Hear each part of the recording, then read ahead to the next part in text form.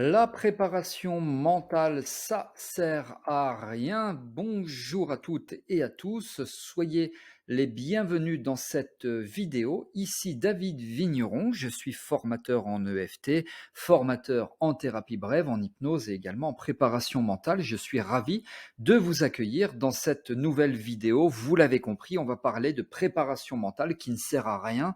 Alors évidemment, ce titre, bien sûr, est un petit peu provocateur et dans cette vidéo, je souhaite développer mes propos et c'est d'ailleurs ce que je vais faire.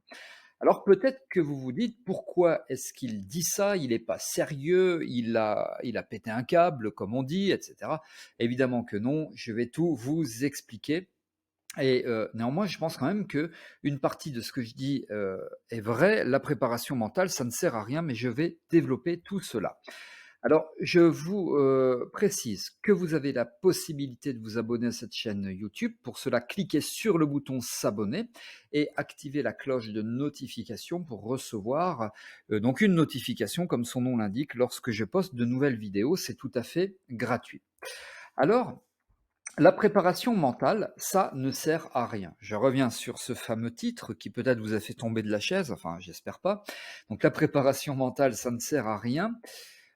Et pourtant, elle est utilisée par des pilotes de chasse. Mais, vous allez voir, il y a plusieurs mais. Je vais développer tout ça. Utilisée par des pilotes de chasse, mais. Utilisée par les sportifs, notamment lors des Jeux Olympiques, mais. Utilisée par les artistes, des chanteurs, des comédiens ou autres, mais. Etc., etc. Donc, énormément de personnes utilisent la préparation mentale. Quand je dis préparation mentale, je parle de coaching, préparation mentale, mais il y a un mais. La préparation mentale, elle doit être intégrée dans une caisse à outils. Alors intégrée en termes de quoi? Intégrée en termes de technique. Je vais vous expliquer le déroulement de mon cheminement intellectuel, vous allez tout comprendre. Donc pour moi, la préparation mentale, elle doit être intégrée dans une caisse à outils. Plus précisément, les techniques qui constituent la préparation mentale, ces techniques doivent être intégrées dans une caisse à outils. Parce que, en réalité, la préparation mentale, c'est quoi? C'est un ensemble de techniques qui permettent à un accompagnant d'aider un préparé à atteindre un objectif. Et il le fait grâce à quoi? Il le fait grâce à un certain nombre de techniques. Ces techniques sont combinées. Alors, la préparation mentale doit être intégrée dans une caisse à outils, en tout cas ces techniques, et les techniques doivent être combinées à d'autres techniques. C'est-à-dire que les techniques de préparation mentale, pour moi, doivent être combinées à d'autres techniques en dehors, j'entends par là, en dehors de la préparation mentale. Confucius disait ceci, et je l'évoque énormément dans diverses vidéos YouTube ou alors dans mes formations. Il disait: le tout est plus grand que la somme des parties. Le tout est plus grand que l'addition, que la somme des parties. Ça veut dire quoi? Ça veut dire que, et je vais évoquer cela sous la forme du principal avantage qui pour moi est l'efficacité, parce qu'on évoque, on recherche l'efficacité. Donc ça veut dire que si je traduis ce que Confucius disait mathématiquement, encore que ce n'est pas vraiment une règle mathématique, 1 plus 1 égale 5. 1 plus 1 égale 5 quand on est dans cette dynamique, celle de vouloir combiner des techniques de préparation mentale à une autre technique. Si vous accompagnez une personne qui, par exemple, vient vous voir parce qu'elle a raté le permis de conduire ou alors parce qu'elle veut tout simplement réussir son permis de conduire qu'elle passe pour la première fois. Si vous faites du 1 plus 0, eh bien ça va faire le résultat, c'est mathématique, c'est 1. Si vous faites 1 plus 1, c'est aussi mathématique, sauf que là, c'est pas 2, c'est 5. Dans ce contexte de coaching préparation mentale, 1 plus 1 égale 5.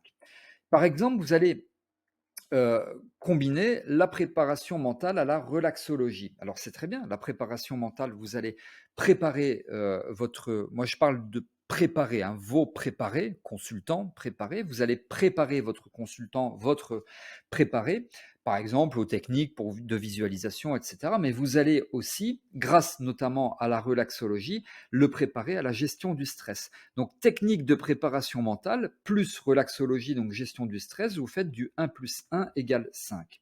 Deuxième exemple, vous allez par exemple utiliser l'hypnose. L'hypnose, vous allez pouvoir je ne vais pas vous faire la liste, hein, et de toute façon, elle est non exhaustive de tout ce que vous pouvez proposer grâce à l'hypnose. Vous allez pouvoir lui proposer des techniques de visualisation, des techniques d'ancrage, etc. Donc ça, c'est super. Et là aussi, vous êtes dans du 1 plus 1 égale 5 parce que vous combinez le coaching préparation mentale, dans cet exemple-là, à l'hypnose, donc 1 plus 1 égale 5. Et petit à petit, et je me répète aussi, je pense que vous comprenez à comprendre là où je veux en venir, c'est que vous devez impérativement combiner les techniques de coaching préparation mentale à d'autres techniques que peut-être vous maîtrisez, telles que la relaxologie, telles que l'hypnose, telles que d'autres méthodes, telles par exemple l'EFT. Vous accompagnez une personne qui a raté plusieurs fois le permis de conduire. C'est bien de la préparer avec le coaching préparation mentale, de la préparer pour réussir son examen prochain du permis de conduire. Mais enfin, il y a peut-être des traumatismes. On parle de souvenirs traumatiques. Donc vous faites du 1 plus 1 égale 5 si par exemple vous combinez l'EFT au coaching préparation mentale. Parce que si vous la préparez au prochain examen, mais que vous n'avez pas travaillé sur le fond, sur ce qui pour elle représente des souvenirs traumatiques, est-ce que vous serez totalement efficace? Je vous pose la question, je pense que vous avez la réponse. De toute façon, la façon dont je vous pose la question, vous avez inévitablement la réponse. Évidemment, vous ne serez pas tout à fait efficace. Donc, combinez avec les techniques que peut-être vous maîtrisez déjà. Par exemple, en sophrologie, vous allez pouvoir, comme la relaxologie, proposer à votre consultant de la gestion du stress en cohérence cardiaque. C'est ce qui est utilisé notamment par les pilotes de chasse. Je l'évoquais au début de cette vidéo, les pilotes de chasse au niveau de leur formation et puis de leur formation continue également, cohérence cardiaque, la visualisation, la gestion du stress, etc., rééquilibrage sympathico-parasympathique du système nerveux autonome sympathique et donc branche sympathique et branche parasympathique. Et voilà, et on est toujours dans cette dynamique du 1 plus 1 égale 5. Donc, à mon sens, le principal avantage, si toutefois vous visez l'efficacité, parce que votre but est que le consultant atteigne ses objectifs, et le but du consultant est qu'il atteigne aussi ses objectifs. Donc si vous visez cet objectif qui est l'efficacité, vous devez viser le 1 plus 1 égale 5. Voilà pourquoi je crois que si vous proposez seulement des techniques de coaching préparation mentale, seulement ça, eh bien, vous serez moins efficace. 1 plus 0 égale 1. Tandis que si vous combinez à l'EFT, la sophrologie, la cohérence cardiaque ou autre, vous serez dans cette dynamique qui n'est pas tout à fait une règle mathématique, elle est fausse. 1 plus 1 égale 5. Donc, en bref, pour moi, hein, encore une fois, c'est mon avis, mais je vous ai apporté des arguments. Les hypnothérapeutes, les sophrologues, les relaxologues doivent se former à la préparation mentale et bien sûr, l'inverse est tout à fait vrai parce qu'on rentre dans cette dynamique du 1 plus 1 égale 5. Et là, vous verrez que vous obtenez de superbes résultats parce que vous pouvez à la fois travailler sur la forme, par exemple la gestion du stress, vous pouvez aussi travailler sur le fond et ou la forme, hein, remarquez sur les souvenirs traumatiques ou autres, sur la futurisation positive en intégrant la visualisation, la respiration grâce à la cohérence cardiaque.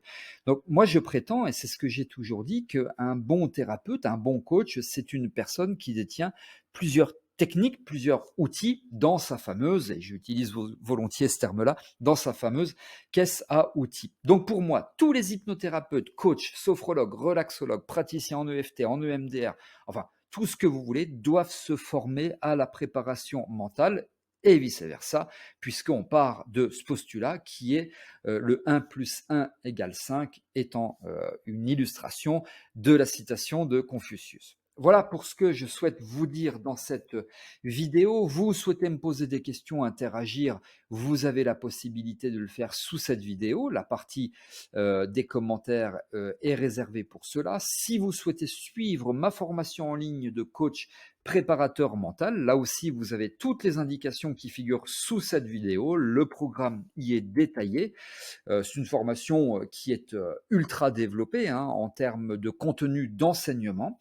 Je vous remercie d'avoir suivi cette vidéo, d'avoir été attentif et attentive. Si vous avez aimé, vous pouvez cliquer sur le petit pouce bleu pour liker cette vidéo.